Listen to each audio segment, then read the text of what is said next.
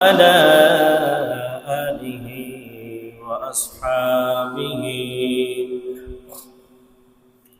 وأزواجه وذرياته وعلماء شريعته وعلماء ملته وعلينا معهم أجمعين. أما بعد فقد قال الله تعالى عز وجل في شان حبيبه ومحبوبه مخبرا وآمرا: إن الله وملائكته يصلون على النبي يا أيها الذين آمنوا صلوا عليه وسلموا تسليما. محبت رواج صلى الله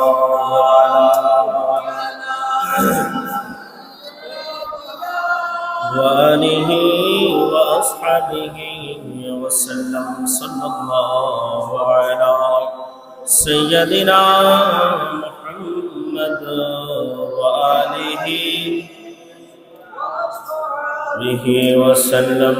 صلاة يا رسول الله عليكم سلاما يا حبيب الله. تو जिंदा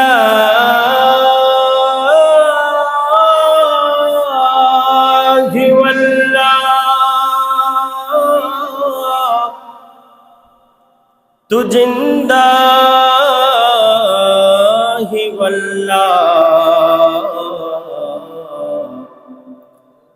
मेरे चश्मे आलम से छुप जाने वाले सलातिया सलामन या हबीब अल्लाह. मैं मुजरिम हूँ आका,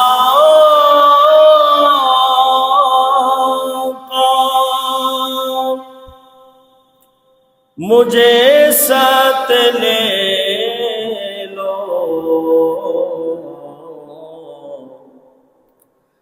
के रास्ता में है जा बचाने वाले सलातिया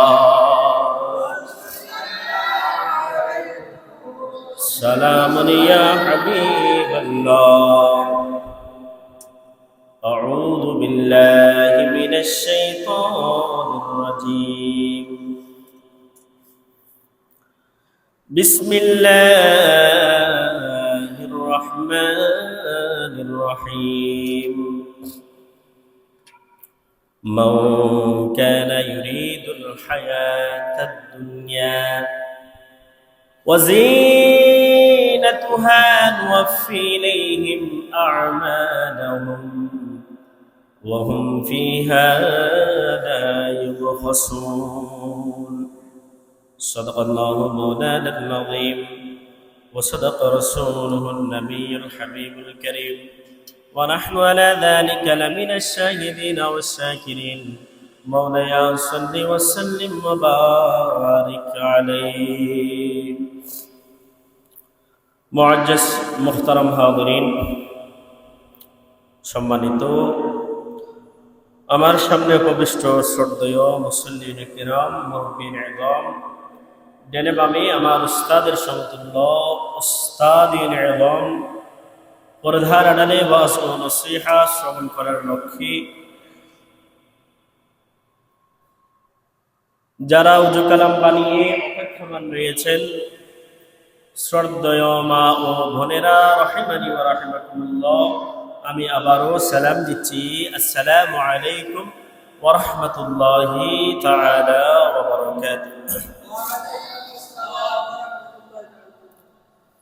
সম্মানিত হাজিরিন, আপনারা যারা জুমার নামাজ আদায় করার জন্য ইচ্ছা পোষণ করেছেন আমাদের মসজিদে চলে আসুন। আমাদের আলোচনার শেষ সীমা হচ্ছে ঠিক একটাই আমরা মেঘ ছেড়ে দিব। হতে পারে একটা 5-10, এটা হচ্ছে আমার বিষয়, আলোচনা গোছানোর জন্য 5-10 মিনিট সময় নিব, কিন্তু পরে একটাই শেষ করে দিলে এসে বলতে পারবেন না যে কেন শেষ করে দিচ্ছেন একটাই। এই জন্য আমি আরজ করছি, আমি অনুরোধ করছি, আপনারা যারা নামাজ আদায় করার জন্য ইচ্ছা পোষণ করেছেন মসজিদে চলে আসুন।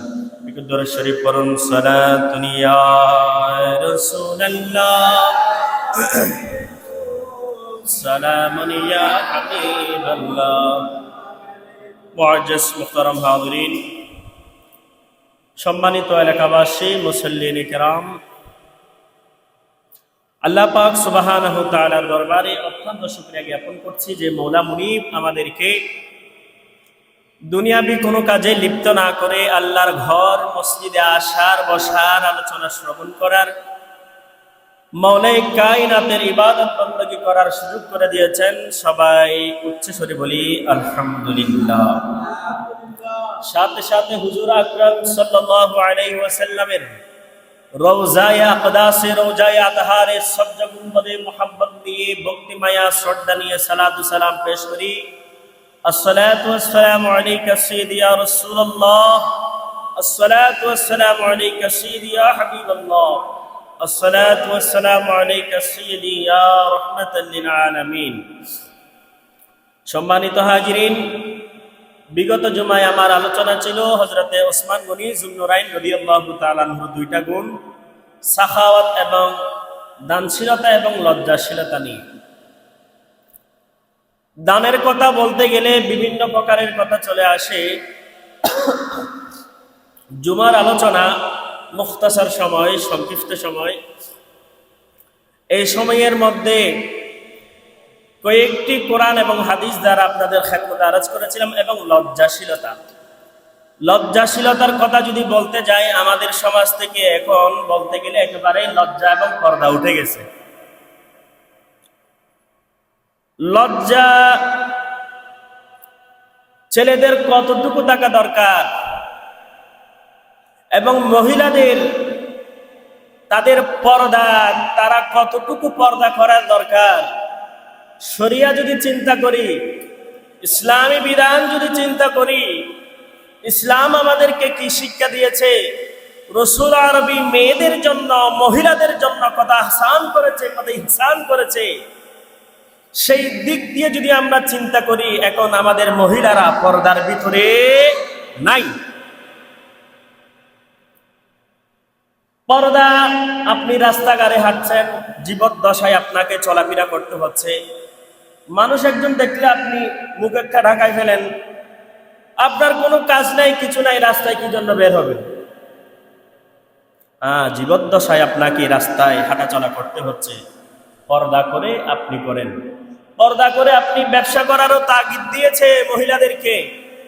অযথা অকারণে আপনি রাস্তায় হাঁটবেন, ঘুরবেন, মানুষ একটা দেখলে আপনার ওড়না দিয়ে ঢাকায় ফেলবেন, এটার নাম হলো লজ্জা। পৃথিবীর কেউ যদি আপনাকে না দেখলে একমাত্র দেখেন তিনি কে? আল্লাহ। লজ্জার কথা যদি বলতে যায়, XYZ আমরা সবাই বন্দী হয়ে যাব। এই জন্য আমি আরজ করব, ওসমান গনি যুন্নুরাইন রাদিয়াল্লাহু তাআলা আনহু অন্যতম একটি চরিত্র ছিল, গুণ ছিল লজ্জাশীলতা। যে ওসমান গনি যুন্নুরাইনকে দেখলে ফেরেশতারা পর্যন্ত লজ্জা পেত।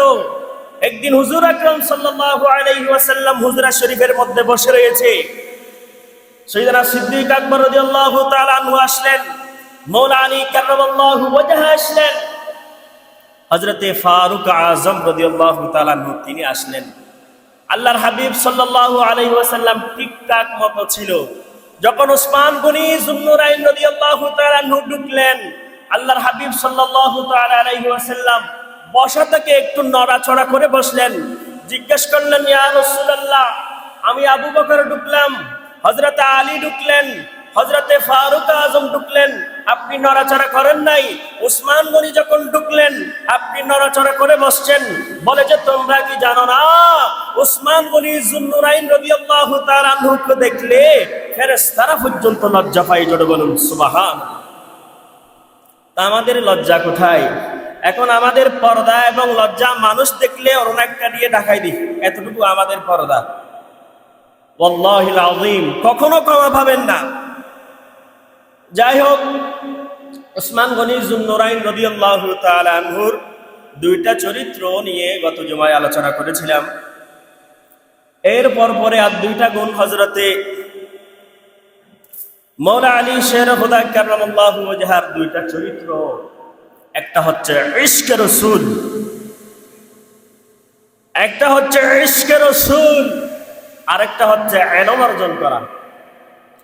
এখন আমরা ইলম অর্জন করা থেকে তো অনেক পিছনে চলে গেছি। তারাবুল ইলমি ফরিদাতুন আলা কুল্লি মুসলিম ওয়া মুসলিমাত, প্রত্যেক মুসলমান নরনারীর উপর দ্বীন ইলম তলব করা ফরজ করে দিয়েছে।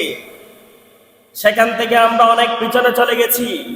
সকালবেলায় ফোরকানিয়ায় আমরা পাঠাইতে পারি না ছেলে মেয়েদেরকে, চুল বাস করে দিয়ে পকেটে টাকা দিয়ে আমরা স্কুলে পাঠাইতে পারি, কিন্তু কোরআন শিক্ষার জন্য পাঠাইতে পারি? তো সে আস্তে আস্তে বড় হবে। কোরআন যদি সে না জানে, নামাজটা কিভাবে আদায় করবে? আপনার মেয়ে যদি নামাজ শিক্ষাটা যদি না জানে, আপনার মেয়ে যদি দৈনন্দিন জীবনে চলা ফিরায় খাওয়ায় ঘুমানো উঠানো যে সচরাচর যে আল্লাহর হাবিবের যে সুন্নাহগুলো রয়েছে, যে শিক্ষাগুলো আমাদের ভিতরে দিয়েছে, এগুলা যদি আমরা আমাদের ভিতরে না থাকি, এই শিক্ষা যদি ছোটবেলায় আমি যদি না দিই, তাহলে সেই মেয়ের সাংসারিক জীবনটা কেমন হবে? ঠিক অনুরূপভাবে সংসার জীবনে যদি নামাজ পড়তে না জানলে, কোরআন তেলাওয়াত করতে না জানলে, শ্বশুর শাশুড়ি তাকে বোকা দেয়।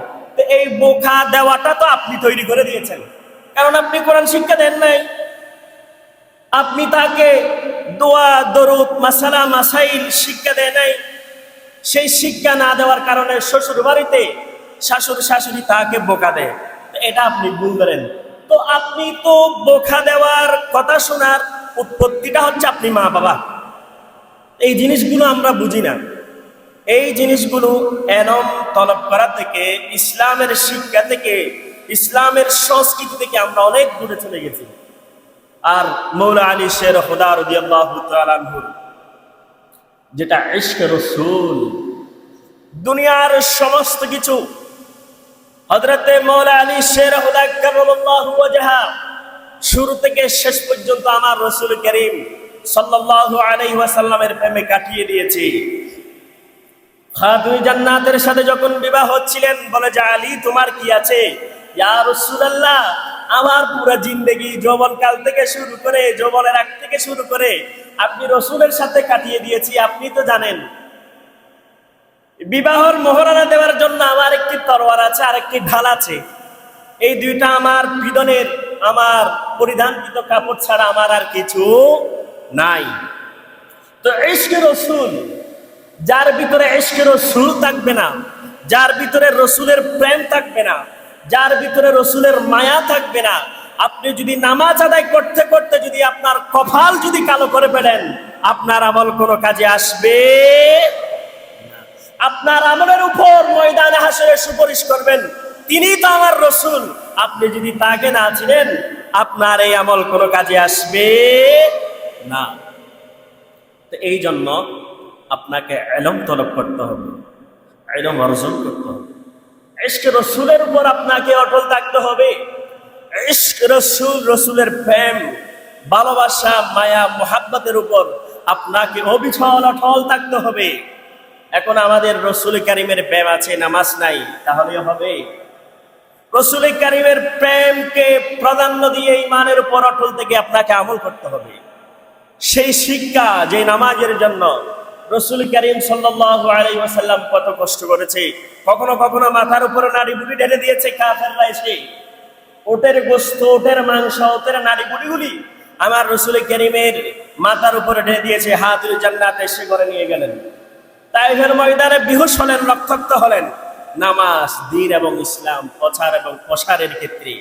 আর আমাদের রাসূল কারীমের ইশক আছে, মহব্বত আছে, প্রেম আছে, কিন্তু সুন্নাহর ভিতরে আমরা নাই। তো ইশক থাকলে, মহব্বত থাকলে, আমলের ভিতরে যদি আপনি না থাকেন, ইশকও আপনার কোনো কাজে আসবে।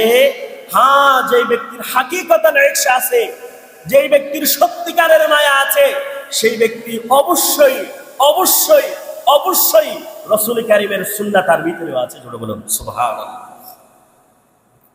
তো যাই হোক, আমার 7-8টি জুমার ধারাবাহিক আলোচনার মধ্যে ওলিয়ে কেরামের উসিলা নিয়ে আল্লাহর কাছে কিভাবে চাইতে হবে এই বিষয়গুলো নিয়ে আলোচনা করেছিলাম।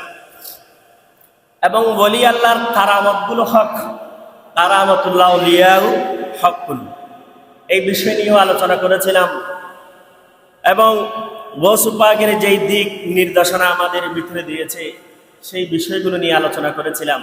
আমি বিশ্বাস করি অসংখ্য হাদিস দ্বারা আপনাদের খেদমতে আমি আরজ করেছিলাম, বর্ণনা করেছিলাম। সবগুলো আমল করার দরকার নাই, যদি অন্তত একটা জুমা থেকে একটা শিক্ষা, প্রথম জুমা থেকে আপনি বলেছিলেন, বলিদের দরবারে যান, বলিদের দরবারে জিয়ারত করেন, তাদের উসিলা নিয়ে আল্লাহর কাছে দোয়া করেন, এই দোয়া কখনো বিনা যাবে না। একটা শিক্ষা নিলেন। আরেকটা জুমা থেকে আউলিয়া কেরামগণ কারা, তাদের আদর্শ কি, তাদের মজলিস কেমন, তাদের আচরণ, তাদের কথা, তাদের ধ্যান, তাদের ইনকামের চোর্স, তাদের ব্যবসা, তাদের বাণিজ্য। আউলিয়া কেরাম কি ব্যবসা বাণিজ্য করে নাই? করেছে। তো এগুলো যদি আমরা একটু ফলো করি, তাহলে দুনিয়াতে থাকা অবস্থায় আপনার জীবন। আউলিয়া কেরামগণ যেইভাবে দ্বীন ইসলাম প্রচার এবং প্রসারের ক্ষেত্রে যে খেদমত রেখেছেন, হ্যাঁ, অনেক অনেক তারা ব্যবসায়ী ছিলেন, আপনিও ব্যবসায়ী ছিলেন। তারা আব্বা জামাতে নামাজ আদায় করেছে, আপনার দিকে আপনি একটু নিসবত করেন, চিন্তা করেন তাদের শিক্ষা, তাদের আদর্শ আপনার ভিতরে আছে কিনা। অন্তত সেই জুমা থেকে যদি একটা শিক্ষা নেন, আমি মনে করি আপনার জন্য এটা অনেক কিছু। এর পর জুমায় আপনাদের খেদমতে আরজ করেছিলাম, হযরতে গৌস পাক শাহী শাহে বাগদাদ বলেছে, দুইটা গুণ নিয়ে আল্লাহর হাবিব সাল্লাল্লাহু আলাইহি ওয়াসাল্লামের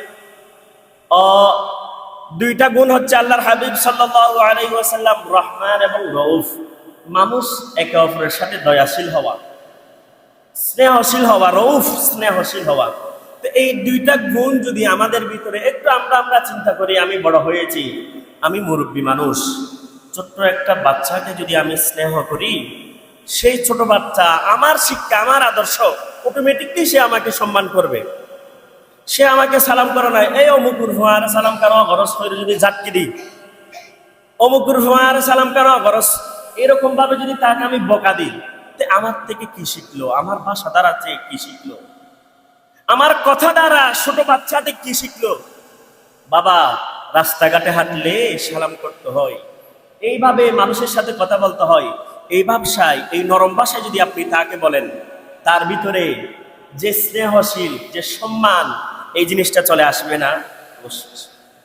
এবং রহমান দয়াশীল, একে অপরের প্রতি একটু সহানুভূতি দেখান, দয়াশীল হন।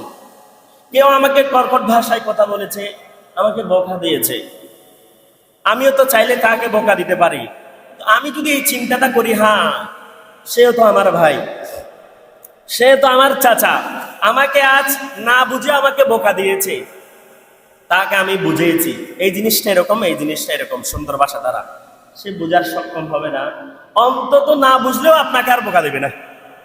এই শিক্ষা থেকে আমরা দূরে সরে গিয়েছি, গৌস পাকের শিক্ষা থেকে আমরা অনেক দূরে সরে গিয়েছি। আল্লাহ পাক সুবহানাহু ওয়া তাআলার অসংখ্য গণিত গুণ থেকে মানুষকে একে অপরকে ক্ষমা করে দেওয়া এবং একে অপরের দোষ গোপন করা। একটা জিনিস আপন জায়গা থেকে একটু চিন্তা করুন তো, আপনি যদি মানুষের দোষ গোপন করেন, সমাজের মধ্যে বলে যে ইতের বই লই, ইতেরও ভয় লই, আপনি দেখেছেন, কিন্তু সত্যতা আপনি যাচাই করেন নাই। মানুষকে বলে বেরিয়েছেন, ওটা এমন হয়েছে, এটা এমন হয়েছে, সেটা ওই রকম হয়েছে, বলে বলে মানুষের কানে কানে সোশ্যাল মিডিয়ার প্রয়োজন হয় নাই, আপনি নিজেই সোশ্যাল মিডিয়া হয়ে মানুষকে বলে দিয়েছেন। তো আপনার ভিতরে গৌসু পাকের শিক্ষা কই? গৌসু পাক তো বলেছে তোমরা মানুষের দোষগুলো গোপন করো। আরেকটা গুণ, তোমরা মানুষকে ক্ষমা করো। এই মানুষকে ক্ষমা করা বিষয়টা যদি আমাদের ভিতরে অন্তত একটিবার চিন্তা করি, সমাজের মধ্যে কোনোদিন ফাসাদ হবে না, কোনোদিন ঝগড়া হবে না।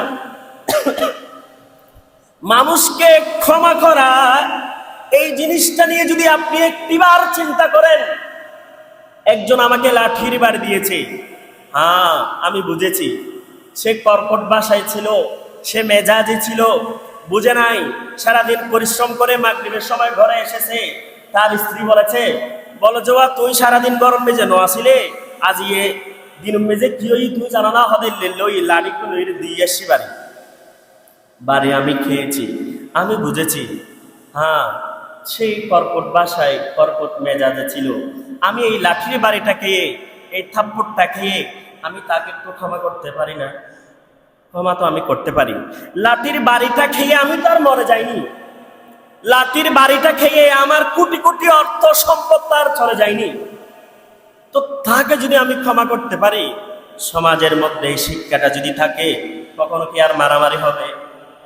হবে না। মানুষের দোষ যদি গোপন করতে জানেন, মানুষকে যদি ক্ষমা করতে জানেন, বলেছি তো আপনাদেরকে অনেকবার বলেছি, কিয়ামতের ময়দানে আপনাদের পাহাড় পরিমাণ গুনাহ আল্লাহ দোষ গোপন রেখে আপনাদেরকে ক্ষমা করে দিবেন। তো এই জিনিসগুলো সমাজের মধ্যে একটু চলমান করেন না, এই বিষয়ের উপর থাকেন না, এই শিক্ষাগুলো একটু নেন না। সাইয়েদনা সিদ্দিক আকবর রাদিয়াল্লাহু তাআলা আনহুর গুণগুলো আপনার ভিতরে বাস্তবায়ন করেন, সত্য কথা বলেন, সত্যের উপর অটল থাকেন। কখনো মানুষ 5 টাকা 10 টাকা চায়ের দামের উপর বিক্রি হবে, ইমানকে আর বিক্রি করবে না। সত্য বলেন, সত্যের উপর অটল থাকেন, সিদ্দিক আকবরের সাথে জান্নাতে যাবেন। জোরে বলুন সুবহানাল্লাহ। ফারুক আজম রাদিয়াল্লাহু তাআলা আনহুর দুইটা গুণ সমাজে বাস্তবায়ন করেই ছাড়েন, সত্য কথা বলেন। ফারুক আজম রাদিয়াল্লাহু তাআলা আনহুর দুইটা গুণ, তা'মুরুনা বিল মা'রুফ, সৎ কাজের আদেশ দেন, ওয়া তানহাউনা আনিল মুনকার, অসৎ কাজকে নিষেধ করেন।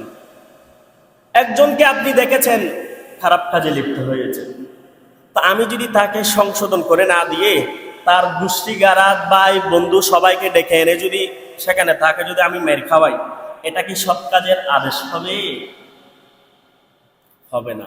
অসৎ কাজ দেখেছেন আপনার সুন্দর ভাষা দ্বারা, আপনার সাবলীল ভাষা দ্বারা, আপনার মনোরম ভাষা দ্বারা আপনি তাকে মানা করেন, আপনি তাকে বারণ করেন সুন্দর ভাষা দ্বারা।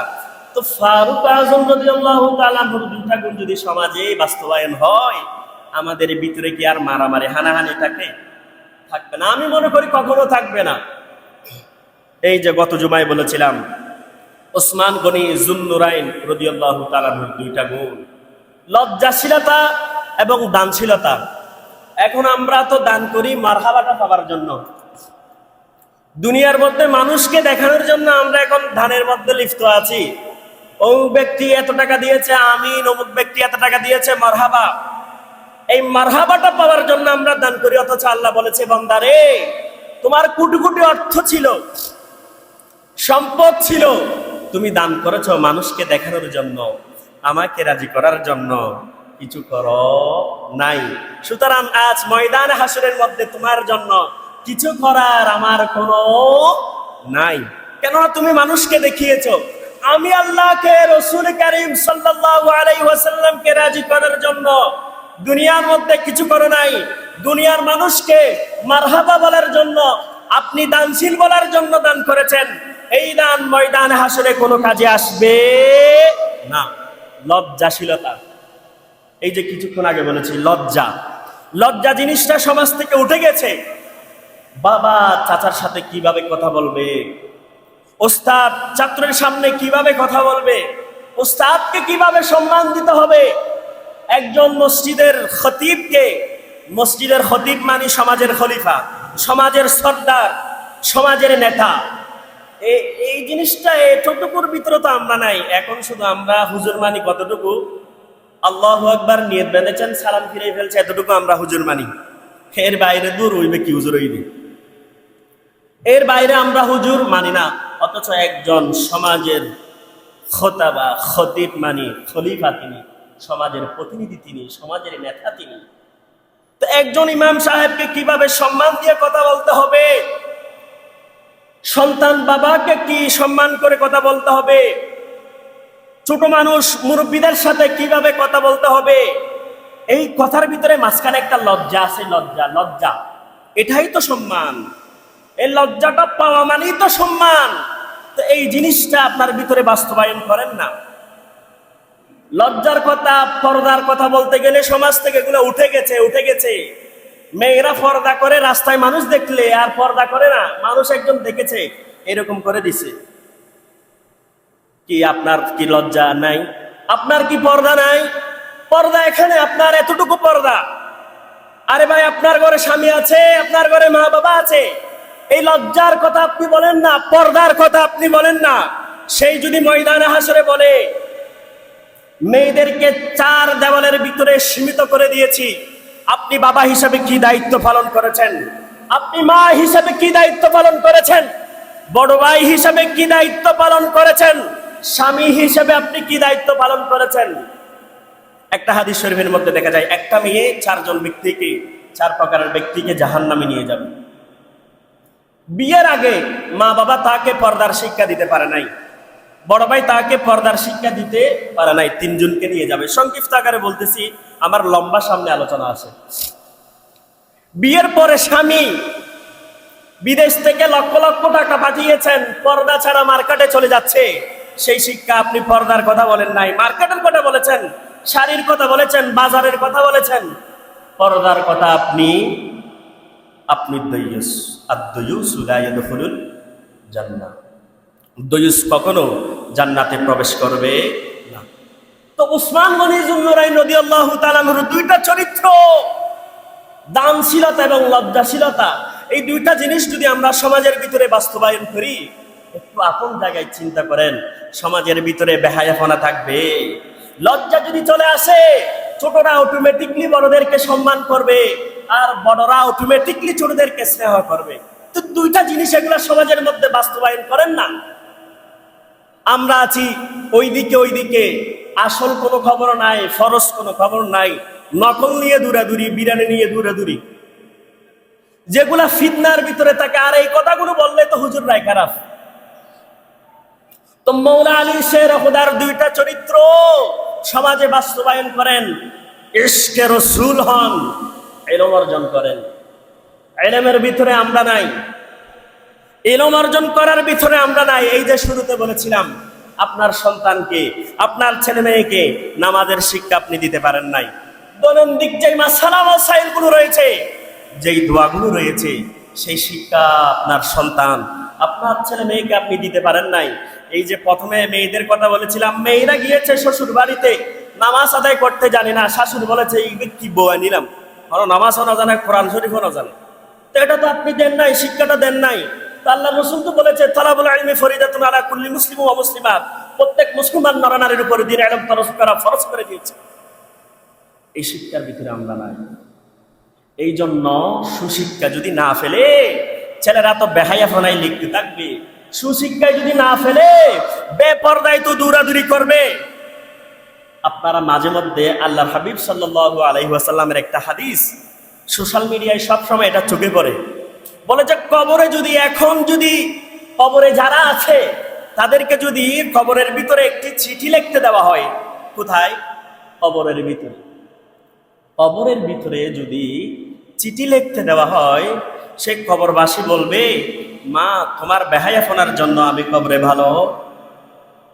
ছেলেদেরকে বলবে, ছেলে তোমার শরাব পান করার জন্য, নর্তকীদের সাথে লিপ্ত হওয়ার জন্য কবরে আমি ভালো নাই। তো এই মৌলা আলী শের হুদা কাররামাল্লাহু ওয়াজহার 2টা চরিত্র সমাজের মধ্যে বাস্তবায়ন করেন, দেখবেন আপনার সমাজ অটোমেটিকলি সুন্দর।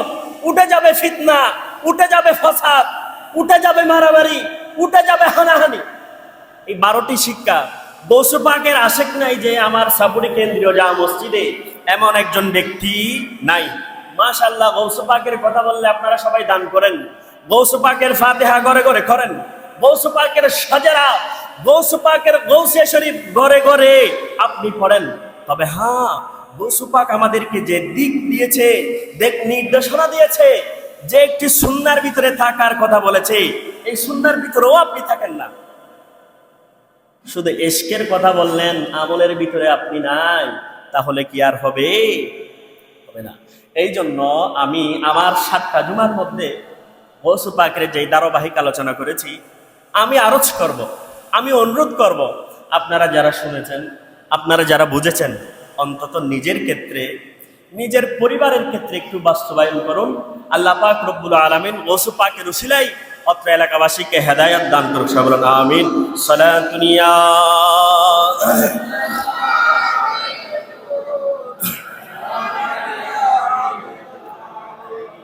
তাহলে যে 12টির কথা বলেছি আপনাদেরকে, এই 12টির কথা আপনারা অবশ্যই অবশ্যই বাস্তবায়ন করবেন।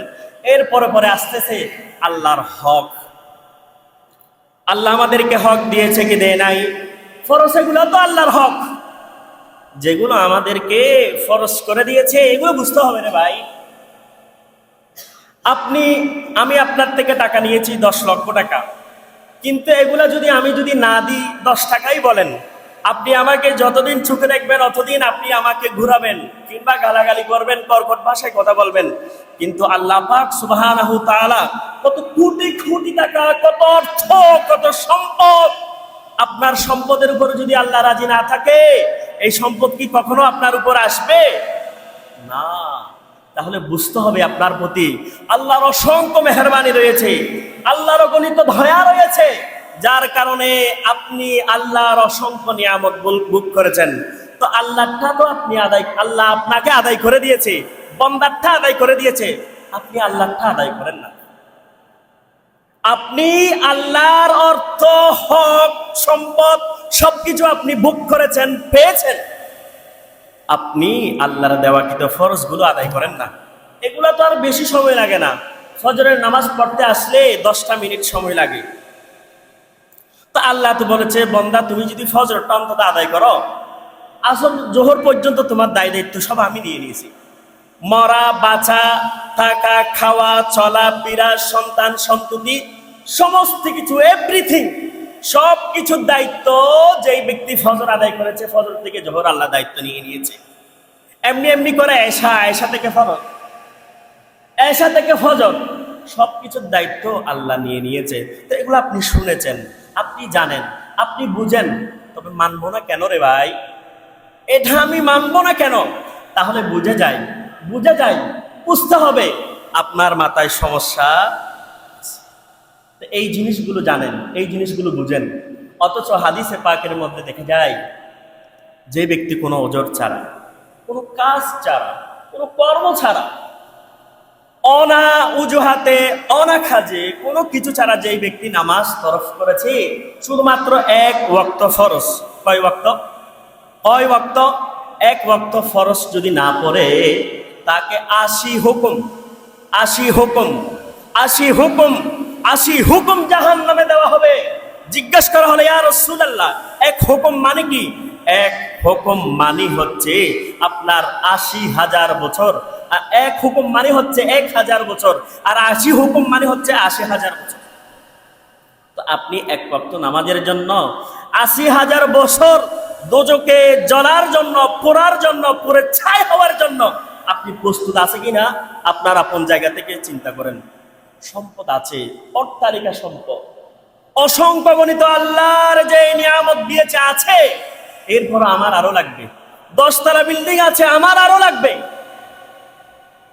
10 লাখ টাকা আমার ঘরের যে ব্যাংক রয়েছে, ঘরের যে আলমারি রয়েছে, আমার বিবির কাছে জমা আছে, সন্তানের কাছে জমা আছে, আরো লাগবে। তো লাগবে তো ঠিক আছে, আপনার আল্লাহর দেওয়াকৃত ফরজগুলো আপনি পড়েন, আল্লাহর দেওয়াকৃত ফরজগুলো আপনি আদায় করেন। আদায় করার পরে আপনার যে সুন্নাহর ভিতরে থেকে আপনি সমস্ত কিছু অর্জন করেন না। সাইয়েদনা ওসমান গনি যুন্নুরাইন রাদিয়াল্লাহু তাআলা আনহু একদিন এসে বললেন, ইয়া রাসূলুল্লাহ সাল্লাল্লাহু আলাইহি ওয়াসাল্লাম, সবাই তো আপনার কাছে আসে দোয়া করার জন্য, আপনি একটু আমাকে দোয়া করুন, আমার সম্পদগুলো যেন কমে যায়। সৈয়দনা ওসমান গনি যুন্নুরাইন রাদিয়াল্লাহু তাআলা আনহু এসে বলছেন, ইয়া রাসূলুল্লাহ, আপনি একটু আমার জন্য দোয়া করুন, আমার সম্পদগুলো যেন কমে যায়। বলে যে হ্যাঁ বুঝলাম, এটা বুঝলাম, এটা আমি বুঝেছি। বলে কি জন্য দোয়া করব? বলে যে আমার অট্টালিকা সম্পদ রয়েছে, আমার অসংখ্য গণিত কোথায় আমার সম্পদ রয়েছে আমি নিজেও জানি না, এই জন্য আপনি আজকে আমার জন্য দোয়া করবেন, আমার সম্পদ অর্থ যেন কমে যায়। বলে যে তুমি করো কি? বলে যে ইয়া রাসূলুল্লাহ, আমি তো একজন ব্যবসায়ী, আরবের ধনাঢ্য ব্যক্তি, ধনাঢ্য ব্যবসায়ী হচ্ছে কে হযরতে ওসমান গনি যুন্নুরাইন রাদিয়াল্লাহু তাআলা আনহু, যিনি রাসূল করিম সাল্লাল্লাহু আলাইহি ওয়াসাল্লামের দুইটা কন্যা কি করেছে, বিবাহ করেছে। আল্লাহ রাসূল বলেছে আরো থাকলে আমি আরো দিতাম, কেননা ওসমান রাদিয়াল্লাহু তাআলা আনহুর এমন গুণ ছিল যাকে দেখলে ফেরেশতারা পর্যন্ত লজ্জা পায়। মেয়ে যদি আরো থাকলে আরো দিতাম, এমন গুণের অধিকারী ছিল ওসমান গনি যুন্নুরাইন রাদিয়াল্লাহু তাআলা আনহু। বল যে ইয়া রাসূলুল্লাহ, একটু দোয়া করুন না, আমার সম্পদগুলো কমে যায়, ইয়া রাসূলুল্লাহ আমার অর্থগুলো যেন কমে যায়। বলে যে তুমি কি করো? বলে যে ইয়া রাসূলুল্লাহ, আমি যখন ব্যবসা করতে যাই, আমি যখন আমার কোনো কাজে বের হই, আমার সওয়ারি আছে না, আমার ঘোড়া আছে, আমার ওট আছে, ওটের উপরে বসে যখন আমি খাবারগুলো যখন পান করি, সেখান থেকে খাবারগুলো অনেক সময় পড়ে যায়, অনেক সময় কি যায়, পড়ে যায়। যখন পড়ে যায়, যে দানাটা পড়ে যায়, যে খাবারটা পড়ে যায়, সেই খাবারটা আমি মাটি থেকে নিয়ে, ভালো থেকে নিয়ে, মরুভূমির পাথর থেকে নিয়ে আমি ধুয়ে পরিষ্কার করে আমি খাই। আমি ওসমান গনি যুন্নুরাইন রাদিয়াল্লাহু তাআলা আনহু খাই। আল্লাহ রাসূল বলেছে, ওসমান তোমার যে আদর্শ, এই আদর্শ দ্বারা কখনো কোনোদিন সম্পদ কমবে না। তো আমাদের আদর্শটা দেখেন তো, 10-এর উপরে আমরা আইটেম করি, 2-3 টাকায় আর 8টা আমরা ফেলে দিই। আমাদের আদর্শ, আমাদের আবার আমরা সম্পদের জন্য পাগল, অর্থের জন্য পাগল। তো অর্থের জন্য পাগল, হ্যাঁ ঠিক আছে, এই ওসমান গনি যুন্নুরাইন রাদিয়াল্লাহু তাআলা আনহুর আদর্শ আপনার ভিতরে একটু বাস্তবায়ন করেন না, দেখবেন আপনাকে আল্লাহ অট্টালিকা অসংখ্য গণিত ধন আপনার ভিতরে দিবে। আল্লাহ পাক সুবহানাহু তাআলা আমাদেরকে বুঝার তৌফিক দান করুন, সবাই বলুন আমিন। একটি হাদিসে পাক বলবো, দেরি হলে আমাকে ক্ষমা করবেন, সংক্ষিপ্ত আকারে বলছি, মুখতাসার আকারে বলছি। এই হাদিসে পাকটি মদিনা পাকের মধ্যে হযরতে আবু হুরায়রা রাদিয়াল্লাহু তাআলা আনহু তিনি বলেছেন, একদিন মদিনা পাকের মধ্যে হযরতে আবু হুরায়রা রাদিয়াল্লাহু তাআলা আনহু সেখানের মধ্যে হাদিস শরীফ মানুষদেরকে শোনাচ্ছেন, সাহাবে কেরামদেরকে শোনাচ্ছেন। চতুর্দিকে একটি গোলচক্কর হয়ে গেল। সেখানের মধ্যে হঠাৎ করে শুআইর আল আসবাহি রাদিয়াল্লাহু তাআলা আনহু আসলেন। তিনি এসে দেখলেন এখানের মধ্যে কি হচ্ছে। বলে যে এই ব্যক্তি, আরবের এই ব্যক্তিটা হাদিসে পাক রাসূল করিম সাল্লাল্লাহু আলাইহি ওয়াসাল্লামের হাদিসে পাক শোনাচ্ছে মানুষদেরকে। বলে যে উনি কে? উনি হচ্ছে প্রখ্যাত সাহাবী হযরতে আবু হুরায়রা রাদিয়াল্লাহু তাআলা আনহু। জোরে বলুন সুবহান। হাদিস শরীফ শোনাচ্ছে।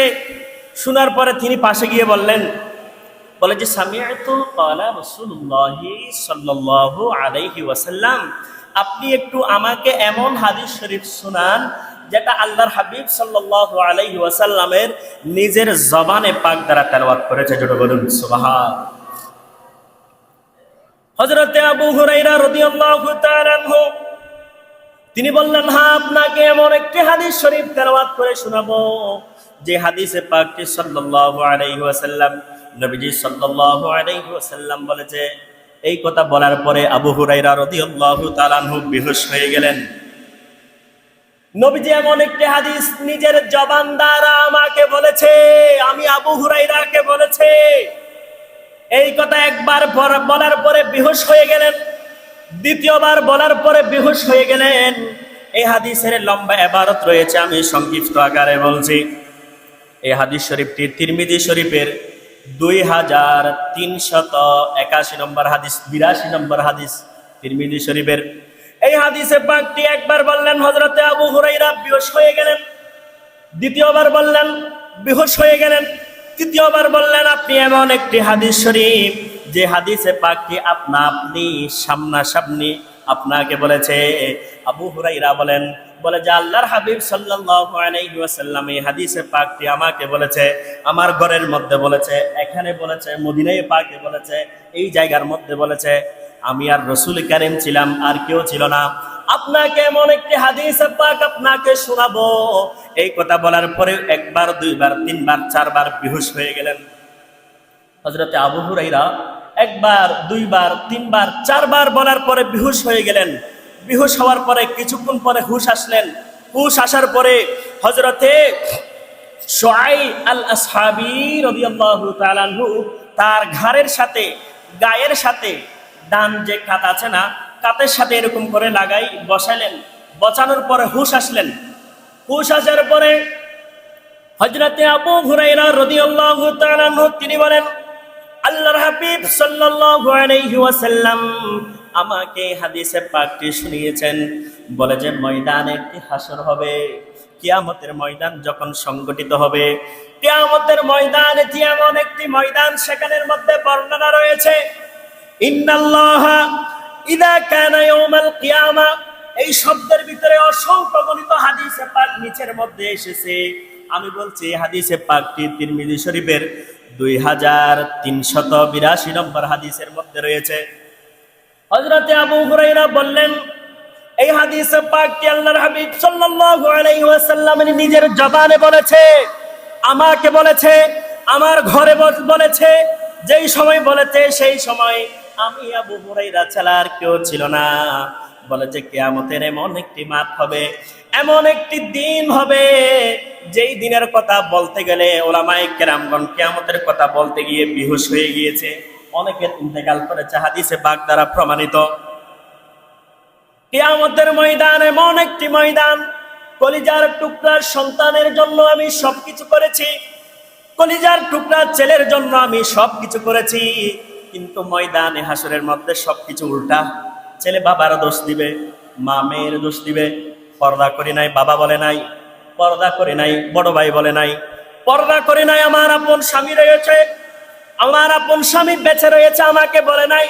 ছেলে বলবে বাবা আমাকে আদর করেছে, আমি গোপনে গিয়ে মদ খেয়েছি, শরাব পান করেছি, বাবা জানতো জানতো জানতো জানতো আমাকে বলে নাই। ছেলে বলে আমি নর্তকীর সাথে লিপ্ত হয়েছি, বাবা জানে বাবা জানে বাবা জানে আমাকে বলে নাই। এইভাবে এইভাবে একে অপরের দোষ দিবে।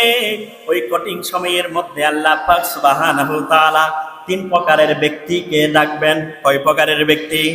তিন প্রকারের ব্যক্তিকে ডাকবেন। গভীর একটু মনোযোগ, সবাই একটু লক্ষ্য করেন। কিয়ামতের ময়দানের মধ্যে আল্লাহ পাক সুবহানাহু ওয়া তাআলা তিন প্রকারের ব্যক্তিকে ডাকবেন। এক প্রকারের ব্যক্তি হচ্ছে আউয়ালু মাইয়াদউনা বিহি রাজুলুন তাআল্লামুল ঈমান। যেই ব্যক্তি ইলম অর্জন করেছে। দ্বিতীয় প্রকারের ব্যক্তি হচ্ছে ওয়ারাজুলুন কুতিলা ফি সাবিলিল্লাহ, যারা আল্লাহর রাস্তায় শহীদ হয়েছে। তৃতীয় প্রকারের ব্যক্তিকে ডাকবে ওয়ারাজুলুন কাসীরুল মাল, যার অর্থ আছে, যার সম্পদ আছে। একটু মনোযোগ দিন, গভীর মনোযোগ। এই তিন প্রকারের ব্যক্তিকে ডাকবেন। তিন প্রকারের ব্যক্তি আসা হবে। প্রথম প্রকারের ব্যক্তিকে বলা হবে, তুমি দুনিয়াতে থাকা অবস্থায় আল্লাহর হাবিব সাল্লাল্লাহু আলাইহি ওয়াসাল্লামকে আমি যেই দ্বীনের শিক্ষা দিয়েছি, যে ইসলামের শিক্ষা দিয়েছি, তুমি কি অর্জন করেছ? হ্যাঁ আমি অর্জন করেছি। আলম বলবে, আলম বলবে, আলম বলবে, হ্যাঁ আমি অর্জন করেছি। তাহলে তুমি কিভাবে অর্জন করেছ, কিভাবে আমল করেছ? বলে যে রব্বুল আলামিন, আমি যা কিছু অর্জন করেছি সকালবেলায় মানুষকে বলতাম আর আমি আমল করতাম। আল্লাহ বলবে না না, তুমি বলেছ কিন্তু আমল করো নাই। মানুষকে নামাজের কথা বলেছ, মানুষকে দানের কথা বলেছ, মানুষকে পর্দার কথা বলেছ, তোমার মেয়ে কিন্তু পর্দা করে নাই। দেখেন একটু শিক্ষাগুলো নেন না ভাই। প্রতিদিন তো আলোচনা শুনেন, প্রতি জুমায় আলোচনা শুনেন। শিক্ষাগুলো অন্তত একটা জুমায় একটা শিক্ষা নেন, একটা জুমায় একটা শিক্ষা। সব আলোচনা বাদ দেন, একটা জুমা একটা শিক্ষা নেন। সমাজটা কত সুন্দর হয়, স্বর্ণের যুগের সমাজ হিসেবে পরিণত হবে জুমার আলোচনা যদি মানুষ আমল করে। আল্লাহ পাক সুবহানাহু ওয়া তাআলা বললেন, তুমি যা অর্জন করেছো কিন্তু আমল করো নাই। সে বলবে না গো রব্বুল আলামিন, আমি আমল করেছি। আল্লাহ বলবে না, তুমি কি করো নাই, আমল করো নাই। ফেরেশতারা বলবে, ওগো রব্বুল আলামিন, আমি কিরামান কাতিবিন, আমি সাক্ষী দিচ্ছি এই ব্যক্তি অর্জন করেছে মুফতি হওয়ার জন্য, আলেম হওয়ার জন্য, হাফেজ হওয়ার জন্য অর্জন করেছে, নাম অর্জন করেছে, কিন্তু কাজে আমলে কিছু। আল্লাহ বলবে যাও, জাহান্নামে চলে যাও। এই হাদিস শরীফটি বলে বলে হযরত আবু হুরায়রা 4 বার বেহুশ হয়েছে মদিনায় পাকে। হযরতে শুআই আল আসবাহি রাদিয়াল্লাহু তাআলা আনহুকে বললেন, এবং বর্ণনাকারী হচ্ছে হযরতে শুআই আল আসবাহি, তিনি বর্ণনাকারী, বলে যে মদিনায় পাকের মধ্যে আমাকে বলছেন চতুর্দিকে মানুষ তাকে ঘেরোয়া দিয়ে রয়েছে। এক প্রকারের আলেম, দুনিয়ার মধ্যে অর্জন করেছে কিন্তু আমল করে নাই। দ্বিতীয় প্রকারের ব্যক্তি হচ্ছে যারা শহীদ হয়েছে, আল্লাহর রাস্তায় শহীদ হয়েছে, তাদেরকে ডাকা হবে, বলে যে তোমরা আল্লাহর রাস্তায় শহীদ হয়েছে। বলে যে হ্যাঁ রব্বুল আলামিন, আমরা আল্লাহর রাস্তায় শহীদ হয়েছি।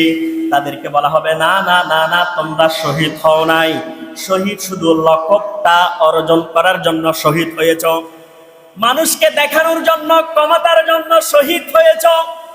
আমরা বলি না অমুক ব্যক্তি এতলাই এনল্লাই শহীদ হই দে, তো কিছু কিছু হ্যাঁ শহীদ আছে, আর কিছু কিছু লোক দেখানো, এটা আপনারাই বুঝতে পারবেন, আমি আর ভেঙে দিচ্ছি না কেন, আর কি সময় সংক্ষেপ। বলে যে তুমি মানুষকে দেখানোর জন্য শহীদ হয়েছ, মানুষকে বলার জন্য, মানুষ তোমাকে শহীদ বলার জন্য তুমি শহীদ হয়েছ। ফেরেশতারা বলবে রব্বুল আলামিন, আমি কিরামান কাতিবিন সাক্ষী দিচ্ছি, আমরা ফেরেশতারা সাক্ষী দিচ্ছি এই ব্যক্তি মানুষকে দেখানোর জন্য শহীদ হয়েছে। আল্লাহ বলবে যাও যাও ফেরেশতারা যাও, তাকে জাহান্নামে নিয়ে চলো। জোরে বলুন নাউজুবিল্লাহ।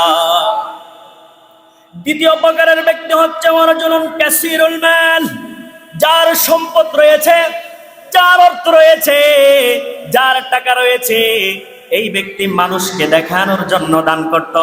দানশীল, অমুক ব্যক্তি দান করো, লক্ষ লক্ষ টাকা দান করো, দেখবে আছে না নাই? মানুষকে টাকা দেওয়ার জন্য, মানুষকে সাহায্য করায়, কিন্তু মানুষকে দেখানোর জন্য করে, আল্লাহ এবং রসুলকে রাজি করার জন্য করে না। আমাদের মনের খবর কেউ না জানলে আলিমুল গায়ব তিনি জানেন কে? আমরা মানুষকে যাই বলি না কেন, মানুষকে বলে বলে যাই করি না কেন, সমস্ত কিছুর খবর রাখেন তিনি কে? আল্লাহ। আল্লাহ বলবে তোমার অসংখ্য গণিত অট্টালিকা সম্পদ রয়েছে, অসংখ্য অগণিত মাল রয়েছে, ধন রয়েছে, হা হা হা হা তুমি দান করেছো বুঝলাম, কিন্তু তুমি দুনিয়ার মধ্যে মারহাবা পাওয়ার জন্য দান করেছো। অমুক ব্যক্তি এত লাখ টাকা দিয়েছে, মারহাবা। অমুক ব্যক্তি এত লাখ টাকা দিয়েছে, আমিন। তুমি দুনিয়ার মধ্যে পেয়েছো, যেটার জন্য তুমি দান করেছো সেটা দুনিয়াতে পেয়ে গেছো, কিন্তু ময়দানে হাসরের মধ্যে তোমার জন্য কিছু নাই। ফেরেশতাদেরকে বলা হবে যাও তাকে জাহান্নামে নিয়ে চলো। কিন্তু কোরআন কারীম আমাদেরকে বলে যারা আল্লাহ এবং রসুলকে রাজি করার জন্য দান করে, আল্লাহ বলে আমার ইজ্জতের কসম, আমার জালালিয়তের কসম, তার 1 টাকা দান, 1 দিনারের দান, 1 রিয়ালের দান, আমি আল্লাহ এগুলা পালন করি, আমি আল্লাহ এগুলা বরণ করি। 1 টাকার জন্য 1 পাহাড়, 2 টাকার জন্য 2 পাহাড়, এরকম করে আমি বড় করি। ময়দানে হাসরের মধ্যে পাহাড় পরিমাণ গুনাহ নিয়ে আমার এখানে আসবে, আমি তার দানের সওয়াবগুলো দিয়ে, তার দানের আমলগুলো দিয়ে তাকে জান্নাত দিয়ে দিব। জোরে বলুন সুবহানাল্লাহ। তো আল্লাহ এবং রাসূলকে রাজি করার জন্য কয়জনেই দান করি? এখন তো আমরা বান্টি 5 টাকা আনলে মসজিদের যে ইয়াটা রয়েছে, কইল্লা বলেন আর কেউ অনেকটা কিছু বলেন, এটা ধুম করে মারি, অমুক ব্যক্তি অতটা দিব আওয়াজ হোক গিয়ে একবারে বললাম মেয়ে ডর করে আওয়াজ হোক গিয়ে। মানুষকে দেখানোর খেয়ালটা কেন আপনার ভিতরে থাকবে? আরে ভাই, আপনার জন্য তো খবর রয়েছে, কবর আযাব রয়েছে, আপনার জন্য তো হাসর রয়েছে। একটু ভাবুন না, একটু চিন্তা করুন না। ওলামায়ে কেরামগণ তাহকিক করে বলেছে দুনিয়ার সময়টা আপনার জন্য কতটুকু, দুনিয়ার সময়টা আপনার জন্য কতটুকু।